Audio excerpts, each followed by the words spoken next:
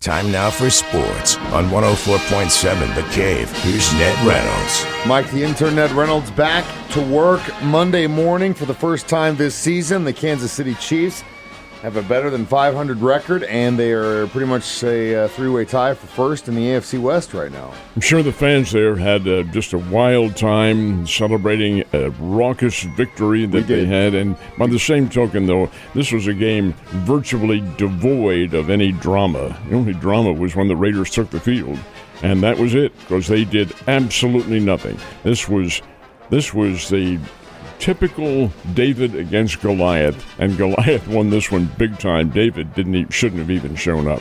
The Raiders folks are going nowhere as long as Geno Smith is their quarterback. He can't get it done. Case in point, Kansas City unofficially 436 yards of total offense in this game, 436. The Raiders had under 195 yards of total offense. That is inexcusable. Kansas City's defense shut them down at every single aspect of the game. Rashee Rice had a good game, had a couple of touchdown catches. There was just no defense. My goodness sake, I just can't believe that a team like the Raiders has deteriorated to this point. They just were not very good. Kansas City was. The Chiefs were ready to play, wanted to play, and win the game 31-0. That's just a total dominating game, and that's the game that you saw up there. If you're a kid and you went yesterday, just know that yesterday is the perfect example of what Kansas City Chiefs football and experience should be. Early Sunday morning in October, it's nice and chilly. Hit that lot. It's beautiful, absolutely beautiful day, and the Chiefs are dominant. Yeah, it was a lot of fun. Team looked great. Everyone was in good spirits. It was just like old times, and the offensive weapons the Chiefs have now, it's very obvious that everything's clicking. Let's hope everyone stays healthy. But last week going into this game, we made note of it being the Chiefs being a 12-point favorite, and you were like, man, I don't know. And I sided with you because, hell, last year I don't even think they covered one time. But let's double that. No, the fact of the matter, you say the Chiefs were clicking at every point. It was, yes, they were. They had things going for them. Mahomes threw 35 times yesterday, 35 passes. He missed 9 of them. That is all. 26 of 35. That's just an overwhelming number. But I'm going to tell you, the defense was not there. This team was not ready. This is the Raiders I'm talking about. Pete Carroll, this is a Pete Carroll coach team, and they weren't ready. Now, I have a feeling this is not the level of players that they are going to get if he's in charge of recruiting and so forth and so on and signing these players. But my goodness sake, they just were totally inept, and Kansas City was ready to play. That's the difference in the competition. Now, you say just like the old days. Not really, Mike, because in the old days, the Raiders and the Chiefs hated each other, and they still do, for that matter. But then the Raiders lose Max Crosby for the game, and who knows for how long. He had a knee injury. Good gracious. It came down in torrents on Las Vegas, and a big win for Kansas City. And that sets up their game coming up next Monday night, a week from tonight, when they take on the Washington Commanders. Now, the Commanders were belted pretty hard by the Dallas Cowboys yesterday. That surprised me a little bit. Dallas, interestingly enough, is the NFC leader in offense. They can score. They can do a lot of things. They can't play much defense. But the fact is that they were able to outscore the Washington Commanders by 20 points, and that's a big win. Washington's better than that. They're going to come in, and this is a matter, you can't make comparison in the NFL when teams play each other, because every ball club is different and has different schemes against you, except the Raiders. I don't think they have any scheme at all going for them. But the fact is that this will be a different game next Monday night when Washington comes in. Still, real nice win for Kansas City, and the capping to, as you pointed out, a perfect day. And it's great because you hear Coach Andy Reid at the press conference driving home yesterday, talking about how much respect he has for Pete Carroll, and they've worked against each other and with each other for years and years and years and years. But you could tell that Spags has no respect for that man after the way his defense treated him. But you mentioned the Redskins. You're absolutely right, because after the Chiefs game on the way home, that's the game I was following. And because, the Chiefs are going to go face the Cowboys in here in a couple weeks, and we got the Commanders on Monday Night Football. And interesting matchup. I think we'll see what our defense can do with the Cowboys offense, but Daniels went down yesterday. That is not until Thanksgiving Day, though. Yeah, the Dallas game, but the Washington game on Monday night. Jaden went down, didn't he, yesterday?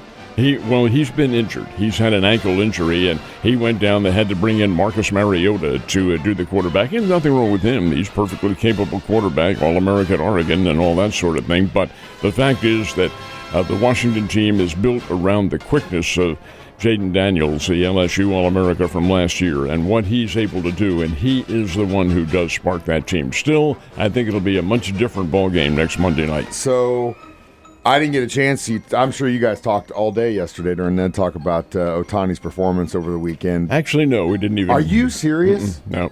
Arguably one of the greatest baseball playoff performances, probably overall performances, at least in my lifetime. What about you? Well, there's no question about it. I've never seen anything like that where the starting pitcher goes 3 for 3 at home plate and then shuts down his team, the opposing team, with another great pitching performance. Ohtani was nothing short of spectacular, and the Dodgers sweep the Milwaukee Brewers. Sweep them and get plenty of rest going into the World Series, which starts on Friday.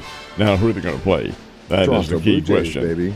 Well, there is a Game 7. It'll be coming up tonight. The Mariners and the Blue Jays. Blue Jays won the game they had to last night, 6-2. The Mariners, I don't understand, they had back-to-back third and fourth inning bases-loaded situations with less than 2 outs. Back-to-back. The first time in the third inning, who comes up? The big dumper, Cal Raleigh. Mm-hmm. Bases loaded, 1 out. You know something's going to happen, and it did, a double play. Then he hit a soft little bouncer to first base, and they get the double play out of it. Next inning, another bases-loaded situation with 1 out, and again, it's a second to short to first double play. The DP, that's the pitcher's best friend, and that came through. Now, that's not giving the Blue Jays other credit, too, because Addison Barger had 3 RBIs, a home run of the ballgame. Vlad Guerrero had a home run, and Trey Yasevich, their pitcher, went 5 2/3 innings in this ballgame and had 7 strikeouts. He did give up 6 hits, but had 7 strikeouts. Seattle contributed 3 errors in the game last night. 6-2, the Toronto Blue Jays win it. That all boils down to a Game 7 coming up tonight at the Rogers Center in Toronto. The question is, who's going to pitch for the Blue Jays? They have a grizzled old veteran on their bench, and he's anxious to go.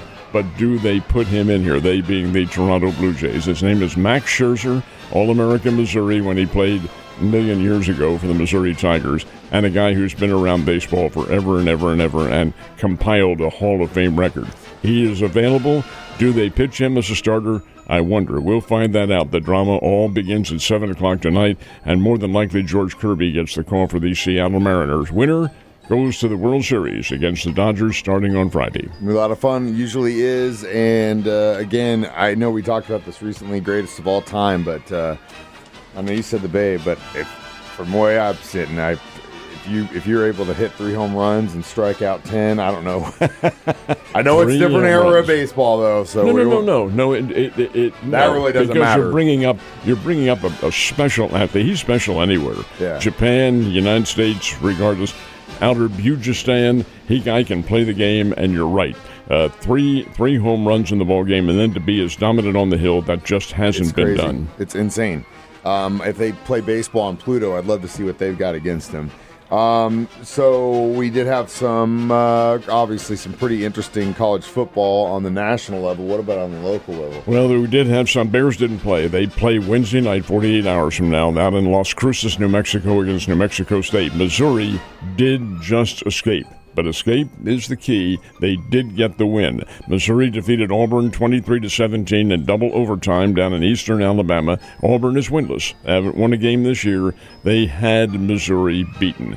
But Auburn also missed 3 field goals, virtual chip shots in the game, and that came back to haunt them on that long side. Anyway, it's Missouri versus Vanderbilt coming up this Saturday. Arkansas lost by 3 to Texas A&M, 45-42, high-scoring game, and that's Bobby Petrino. He can put that offense in there. His son is the offensive coordinator for the Bears, and that's a high-scoring offense as well, not like Arkansas has. But the fact is that the Texas A&M, a fine team, did get the win. Evangel was a 28-23 winner over Ottawa from Kansas. Southwest Baptist loses to Upper Iowa 39-2 up in Fayette, Iowa. That was the local college football scene.